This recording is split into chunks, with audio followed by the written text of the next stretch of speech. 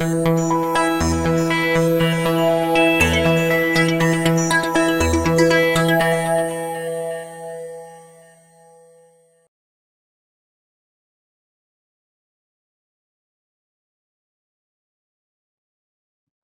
and welcome to the BLCBOX. My name is Ruari O'Neill and I'm joined today by Dr. Anton van Dellen. In addition to being a qualified medical doctor, Anton is a barrister practicing out of Fraser Chambers in London. On today's podcast, Anton's going to be speaking to us about two distinct topics. Firstly, we're going to be talking about how the COVID pandemic and the UK government's response to it have affected the functioning of London's courts. After that, Anton's going to explain to us his pleadings in an upcoming Court of Appeal hearing involving the principle of implied repeal in English constitutional law, famously summarised by the recently deceased Lord Justice John Laws in his Metric Martyrs judgment. Anton, thank you so much for joining us today.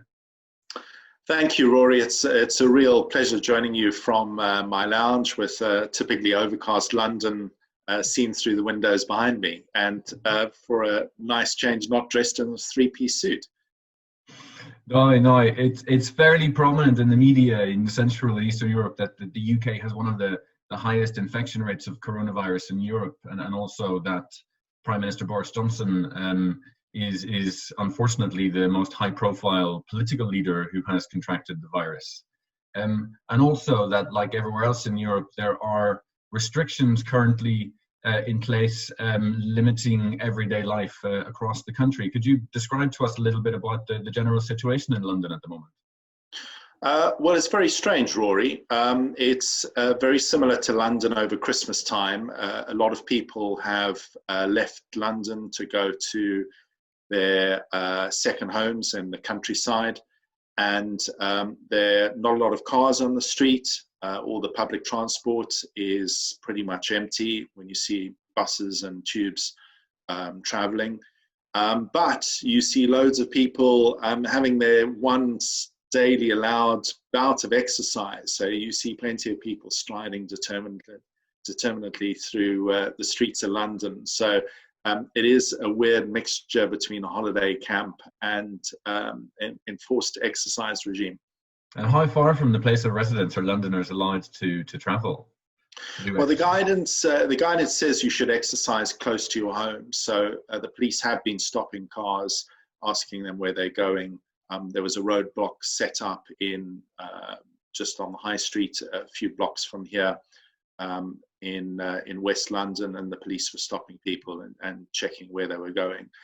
So there's been quite a lot of discussion amongst public law practitioners as to whether the regulation imposing the lockdown is lawful or not, and also the basis under which police have got the ability to stop people.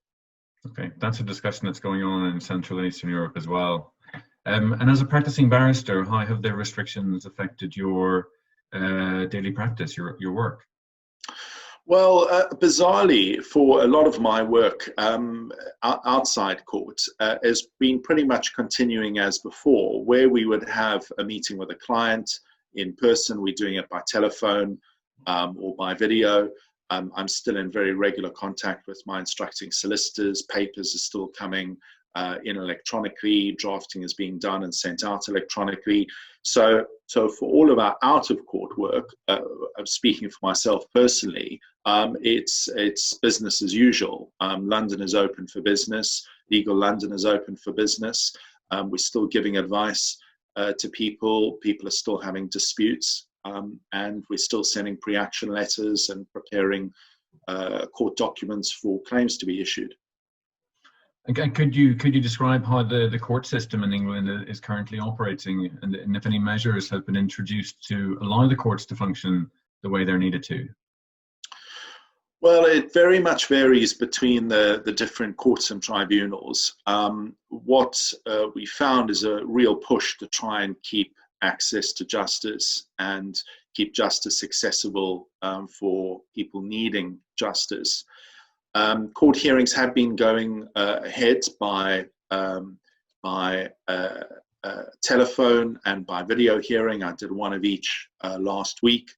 And certainly in the High Court, we're seeing a push to have even long trials with multiple witnesses heard by video hearing. 2 days ago, a deputy judge in the High Court refused an adjournment for a 5-week trial in June with 4 live witnesses and 13 expert witnesses, and said that can be done electronically.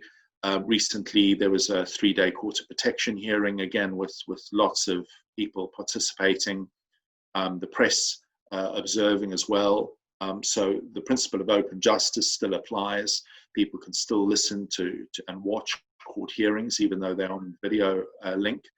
And the area where we're seeing a big reduction in court hearings is in the county courts, the lower courts, immigration tribunals, because we have clients who don't have access to the technology and can't participate.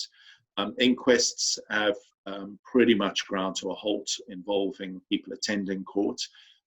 So it's very much patchy across different parts, but there's a real push to try and keep justice going. And I think people are getting short shrift if they try to suggest COVID is a reason why hearings shouldn't go ahead. Okay. And how does that work with, for example, things like documentary evidence and the preparation of bundles? Obviously, you can't share those things physically.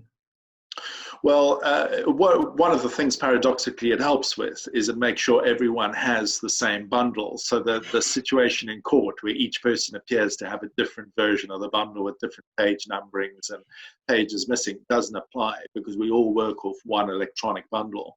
I'm very fortunate in that the solicitors that instruct me are very good at putting together electronic bundles. They tab each tab electronically, so when you look at the index, you can click on the tab and you go straight to the document that you're interested in. So actually, we found it not a problem at all. And each party and the judge has got the electronic document in front of them, and then use the electronic document. What I find I do in the hearing is I print off on paper a number of the key documents. So if it's, for example, a hearing about a cost budget, I'll print out the cost budget. Obviously, lots of other documents as well, but that particular document I may want to mark or add to. But actually, with modern technology, you can tab, you can put little post-it notes on electronic documents as well. So I think it probably reflects my antediluvian approach to technology rather than what the technology can do. Was much of this technology already in place before the COVID pandemic started, and it's been maybe increased in its usage? Oh, 100%. What's interesting is we're not seeing bespoke legal technology. All of the platforms we're using, Skype for Business, Microsoft Teams, Zoom, and then for electronic documents, Adobe Acrobat, all of this existed before. What COVID has done is give a real impetus to its use and its adoption, and effectively push people into using it, whereas before they'd pitch up at court in person with a paper bundle. Well, you can't do that. You can in a very small minority of cases, like bail hearings. But now, if you're in a civil hearing, you have to use video technology or telephone, and you have to use an electronic bundle. You don't have a choice. So I think it's given a major push to use of those platforms. Okay. No, Anton, I know that as well as being a practicing barrister, you are an experienced advocacy trainer. So do you think that the techniques that you use for argument advocacy in civil hearings, or, for example, in witness handling, are easily adapted and applied to online hearings? Yes, I think they are. The same principles about speaking slowly and clearly, keeping your voice up, checking where the judge is on the page of the document that you're referring to, structuring your submissions, picking up on non-verbal feedback from the judge. All of those things apply equally to video hearings and telephone hearings, obviously apart from the non-verbal feedback from the judge. There are a few little differences One of the things, for example, particularly in a telephone hearing, I did a telephone hearing last week where we had 6 or 7 different people on the hearing. Maybe I'm slightly fortunate in that I've got a distinctive accent. People can usually tell that it's me that's talking. But certainly to assist other people, particularly clients, understand who's speaking, is just to introduce a technique of just saying your name before you say, or who you're representing before you make your particular submission. The second major difference is it's very easy for chaos to erupt. So whereas in a live in-person hearing, you may be more easily able to interrupt opposing counsel or correct something, that's quite difficult to do in a telephone hearing or video hearing, and it will often cause chaos. If you have more than one person speaking at the same time, it's very, very difficult to understand what's going on. So what we're finding is that the judges are much more controlling in terms of who they are allowing to speak and the points at which they allow an intervention.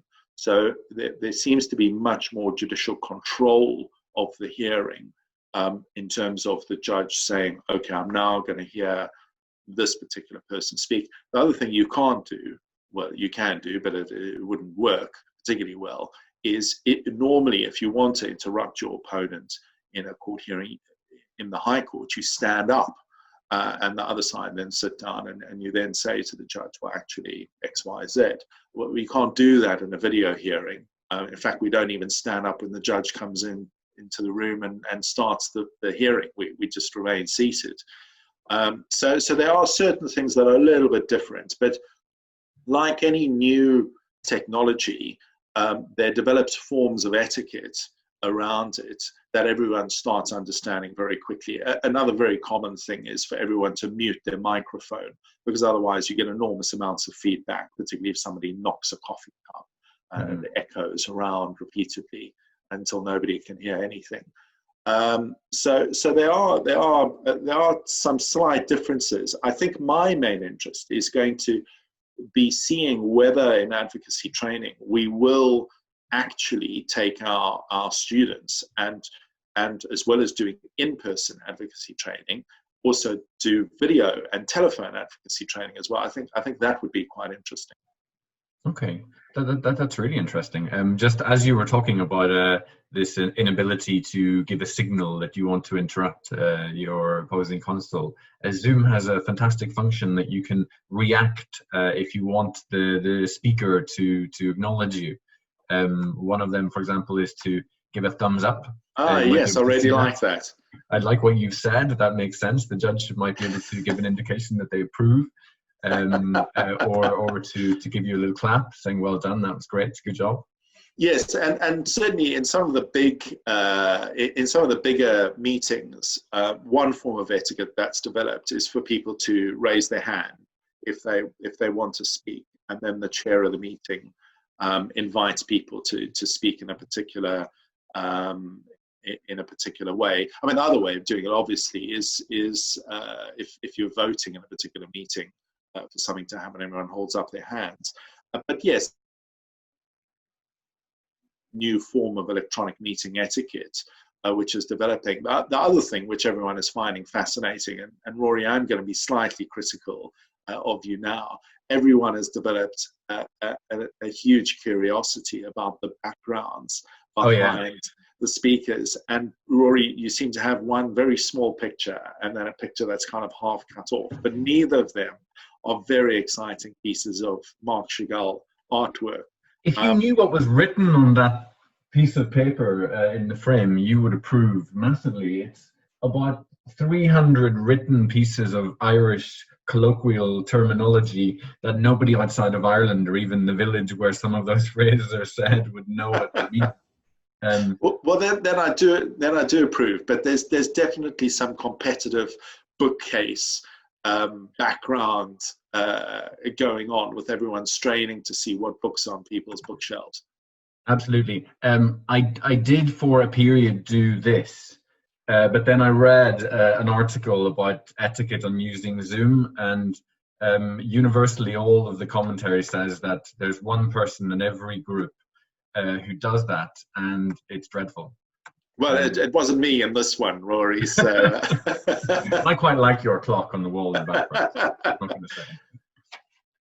Now, Anton, we're going to have to move on for time reasons. So we're going to move on to the second topic of our podcast. Thank you very much for your insights there. Now, last week, you posted on your public LinkedIn profile about a declaration of incompatibility that you're currently seeking in the Court of Appeal on instructions from OWN solicitors. You also made a reference to the sad passing of Sir John Laws. Now, some of our former mooters of the Central and Eastern European Moot Competition may vividly remember Lord Justice Laws as an occasional judge at the competition, and we're also very sorry to hear of his passing.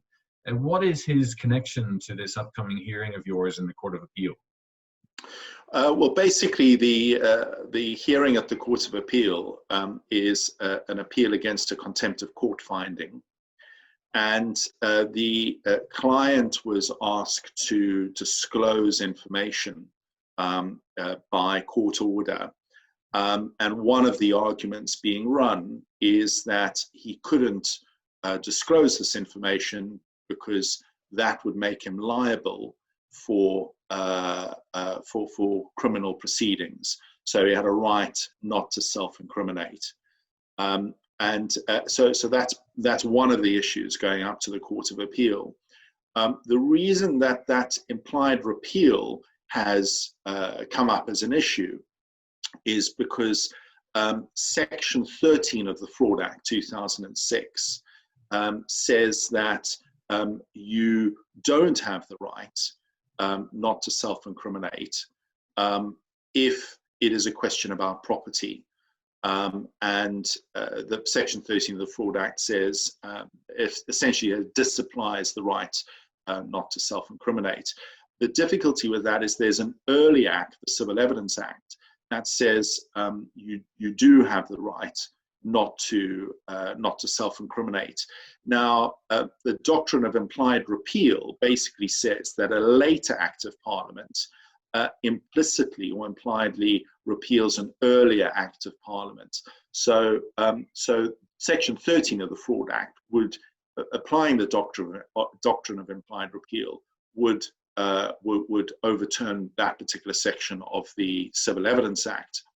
The reason why this is interesting, and the reason why Sir John Laws is mentioned in this context, is he said that the doctrine of implied repeal doesn't necessarily apply if the earlier act essentially is a constitutional act. England and Wales doesn't have a written constitution, and so certain acts of Parliament have a constitutional character or nature to them, the Human Rights Act being one obvious example. Basically what Sir John Laws said in the Metric Martyrs case is that express or explicit repeal is needed of the earlier act if that act is a constitutional act. Okay, thank you. So obviously we know that the Metric Martyrs judgment concerned European Union law. How do you see, very random, out of court question, how would Brexit affect an application like this one? Well, firstly, European law continues until the 31st of December 2020. So England and Wales are still subject to European law. That's the first answer. The second answer is that we are asking, we've made an application for declaration of incompatibility of Section 13 of the Fraud Act under the Human Rights Act. That continues even after the 31st of December 2020. The Human Rights Act continues. It's not affected by Brexit, although certainly some senior Conservative politicians may well wish to take an axe to it. But there is, as well as a declaration of incompatibility, there is open to people to say, well, an act of Parliament can be found to be inconsistent with European Union law, and European Union law takes precedence, certainly at present, over English law if English law is incompatible with European Union law. Even after the 31st of December 2020, effectively, European law prior to the 31st of December 2020 has been imported into English law. So it almost becomes ossified at that date. So you can still cite European law up until the 31st of December 2020, that applied up until the 31st of December 2020. And in that sense, it's not dissimilar to common law in places where common law then took on its own character and nature. Canada, Australia, New Zealand, all of those places at a certain point took on board their own common law and developed their own common law in their own direction. What will be really interesting will be to see what weight English courts give to CJEU judgments after the 31st of December 2020. And that's a real political tussle, because the CJEU was an absolute red rag to a bull to the Brexiteers. But if you are trying to interpret European law that has been imported into English law up until the 31st of December 2020, it would seem that actually what the CJEU says about it after the 31st of December 2020 might actually be quite helpful. So I think despite the best efforts of the Brexiteers, I think we're still going to see CJEU law cited even after the 31st of December 2020 in English courts. Okay, so just as a follow-up question, so am I right in understanding that you have just said that retained European Union law post 31st of December 2020 is comparable to the common law of countries around the world after they declared independence from the United Kingdom? Yes, I mean, I'm not saying it's exactly the same, but just trying to draw a parallel. It's a nice analogy. Yeah, I mean, I think what it does is it shows that actually we've got a shared common legal tradition.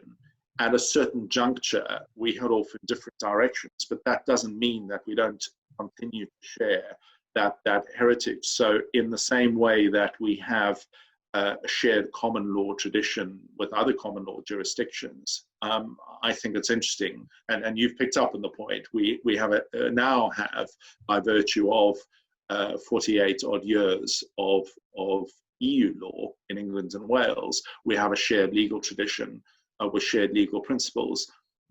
Something, for example, like proportionality is a very EU concept.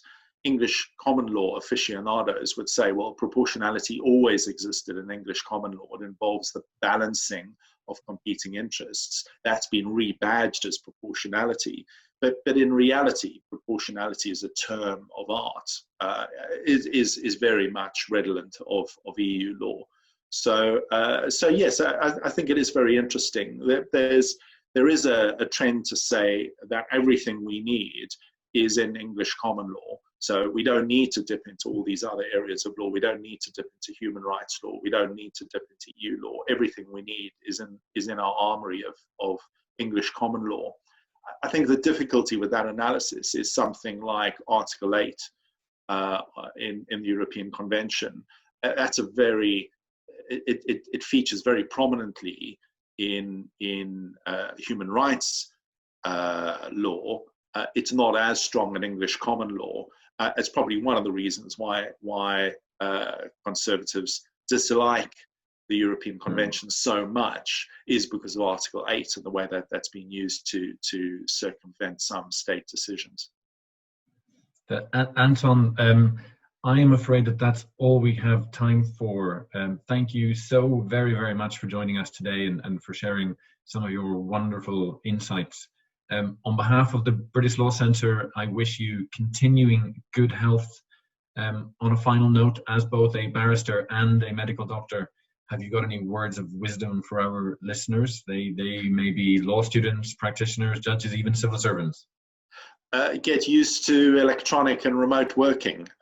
Now this box has been opened, it's going to carry on being used, and this is the future. It has arrived.